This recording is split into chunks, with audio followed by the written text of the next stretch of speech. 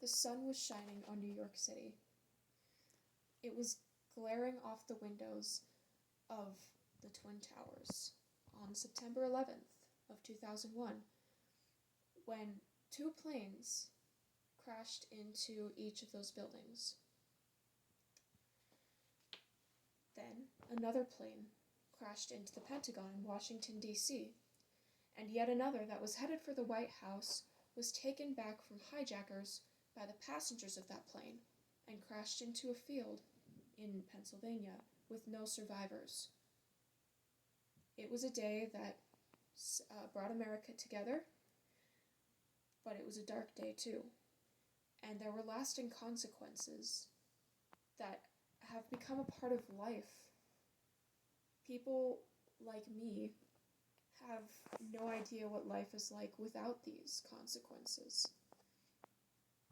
Things like tightened security at the airport, or the one that I will be addressing today, the Patriot Act, which was passed in October of 2001 in response to 9/11. And the Patriot Act allowed the NSA to surveil American citizens. Now, it also gave them permission to surveil abroad, but the thing with American citizens, or with them surveilling American citizens, is it gave them a broad sense of power. It gave them permission to watch over phone calls and emails, which was primarily what communication could be tracked at the time. And today it's expanded to include other types of surveillance. So I will be discussing why the National Security Agency, sorry, it's one of those A words, and why I believe that they should not be surveilling American citizens. The two main reasons that I believe this are that nobody else is allowed to surveil American citizens in the way that they do, at least, and certainly not on that scale, and that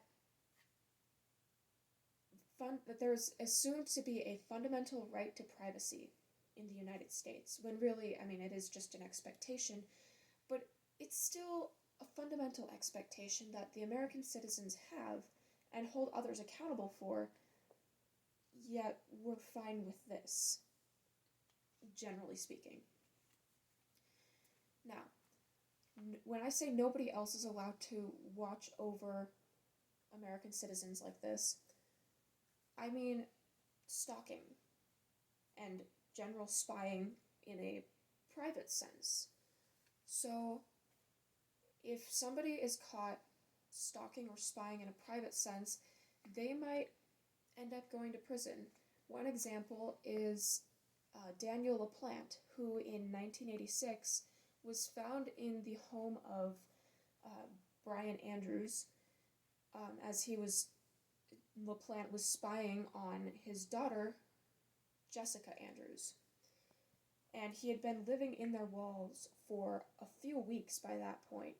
He received almost a year in prison. Not in prison, in a juvenile center, a detention center. And when he got out, he did commit 3 murders, and went back to an actual prison for 3 life sentences. But I understand that there is that level of security. You need somebody to watch out for you and to keep track, because you can't always see everything.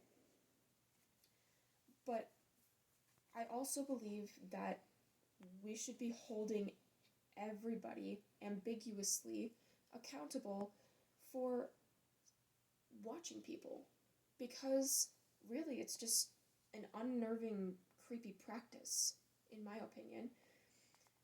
And if you look at Mark Zuckerberg with Facebook, he was on trial before 2020, before the big tech hearing in Congress.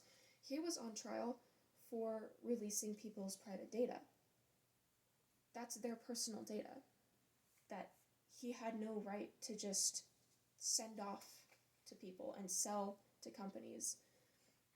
And that's another thing, is that when companies gather data like that, and agencies too, like the National Security Agency, it creates a point of vulnerability for people to just access data because they know it's already all in one place.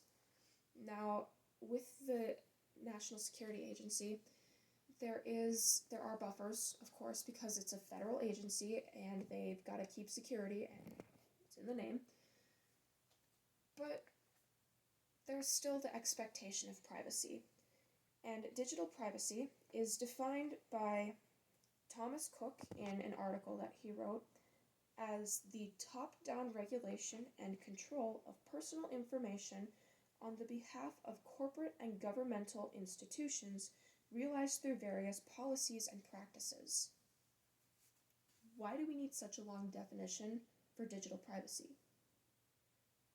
Privacy in general can be summed up in 3 words. Mind your business. Yeah, I think the NSA should mind its business.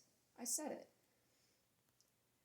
Okay, but there are a couple things that I saw on the NSA's website that kind of made me a little paranoid, you know?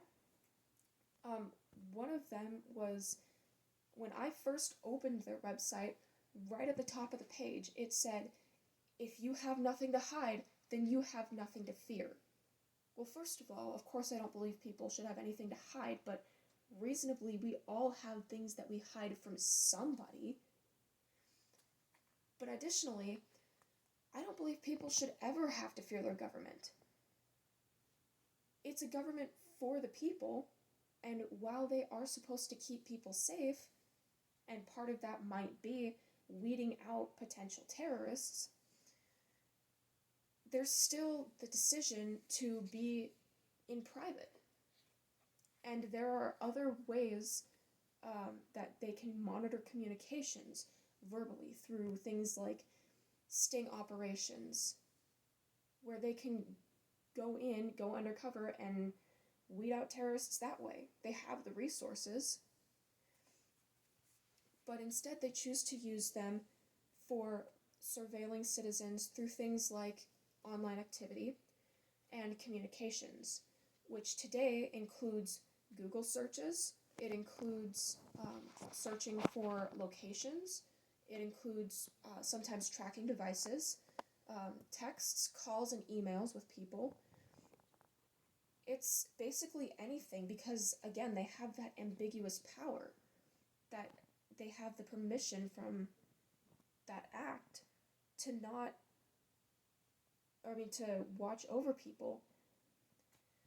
Now, the reason that I believe that is such a huge problem, that they do this while people are in private settings, is because if you think about it, in the real world, if you go into a public setting, you're going out where you're basically giving people permission to see you and observe you and judge you, and maybe even record things about you, because you're in public. You made that choice. But if you're in a private setting, then I don't believe that people should be allowed to simply watch you. I think that is downright creepy. And another thing that I thought was creepy was how the NSA said this on their website. What if we could build a national data warehouse containing information about every person in the United States? Well, a few sentences later, they excitedly proclaimed that they could in fact do this. I don't understand why we would want them to necessarily do this. If you're in a public setting, or if you are perhaps in a slightly more private setting, but it's still not on your own property or on your own time, I don't see why they should be allowed to just watch people and wiretap and look at your emails. There are some things that people just expect to have, especially in the United States, where we're very fortunate And one of those things is privacy. But my solution for this is that we simply repeal anything that would allow the NSA to spy on American citizens digitally or on their own private property. So if you are on a computer at the library, say, and the government wants to spy on you there, you're on a public device. I think they should be allowed to spy on you there. If, for security purposes or whatever other reasons. I don't have a problem with that because it's a public setting. But the reason that I believe this would work is because it is law. It's law and they can't do anything about that. The NSA, while it is a government agency and the government is likely to stand by their agency's abilities to do their job, there's still a level of accountability that they have to have. Same as Facebook, same as private citizens. I believe that the National Security Administration deserves to be held accountable and that American citizens deserve their own privacy. Thank you.